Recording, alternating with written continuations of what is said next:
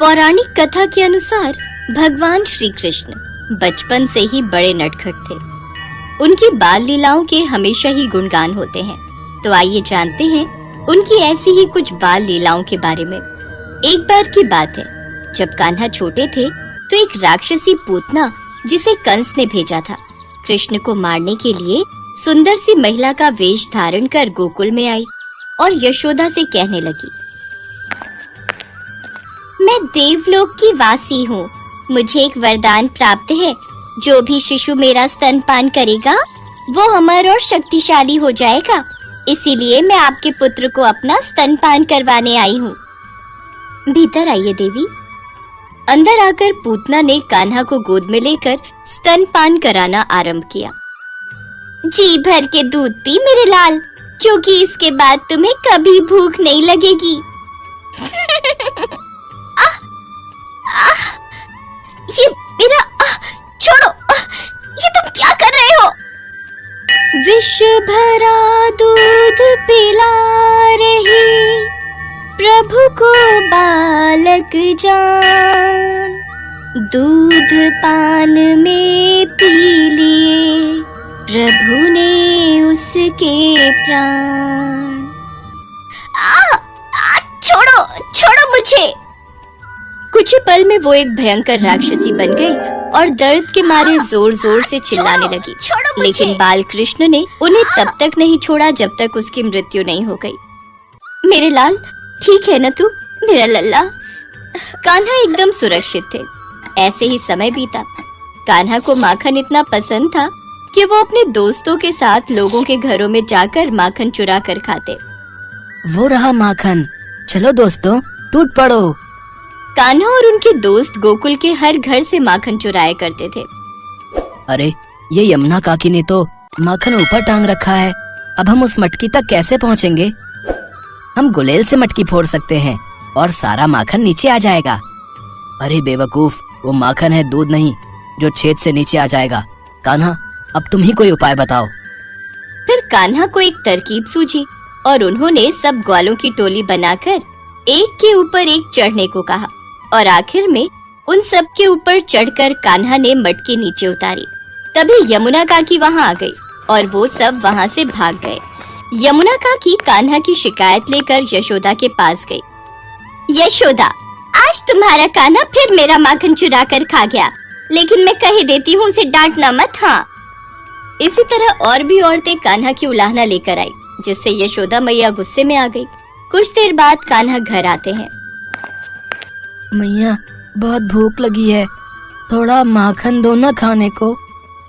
नहीं, बिल्कुल नहीं मिलेगा माखन। पहले तूने जो लोगों के घरों से माखन चुरा कर खाया है उसके लिए क्षमा मांग, तभी तुझे माखन मिलेगा। माखन दो, नहीं तो सारी मटकी फोड़ दूंगा। अच्छा, मैं भी तो देखूं कैसे मटकी फोड़ता है। कान्हा ने लाठी से पल भर में ही सारी मटकी फोड़ दी। ये देख यशोदा मैया बड़ी गुस्सा हुई। यशोदा मैया उसे पकड़कर बाहर ले गई और रस्सी से बांधने लगी। आज सारा दिन इस एक ओखल से बांध कर रखूंगी तुझे, फिर देखती हूँ तू कैसे माखन चुराता है। मैया, तू किसे बांध रही है? मैं तो पहले से ही तेरी ममता के बंधन में बंधा हुआ हूँ। लेकिन यशोदा जब नन्हे कान्हा को रस्सी से बांधती तो हर बार वो 2 अंगुल छोटी ही रह जाती। उसने कई बार कोशिश की लेकिन वो सफल नहीं हुई। वो बड़ी रस्सी भी लाई लेकिन वो भी छोटी ही रह जाती। कितना बड़ा पेट है रे तेरा। मैया, मैं बांधूं? ले बांध। लो मैया, हो गया। कैसा छलिया है रे तू, तब से पेट फुलाए खड़ा था। अच्छा, मैं घाट पर पानी लेने जा रही हूँ, तब तक तू यूं ही धूप में खड़ा रहेगा। यशोदा के जाते ही कान्हा ने उस ओखल को 2 बड़े पेड़ों के बीच फंसाया और जोर से रस्सी को खींचा, जिससे दोनों वृक्ष नीचे गिर गए और वो दोनों ही वृक्ष जो अपने पिछले कर्मों की सजा भोग रहे थे उससे आजाद हो गए।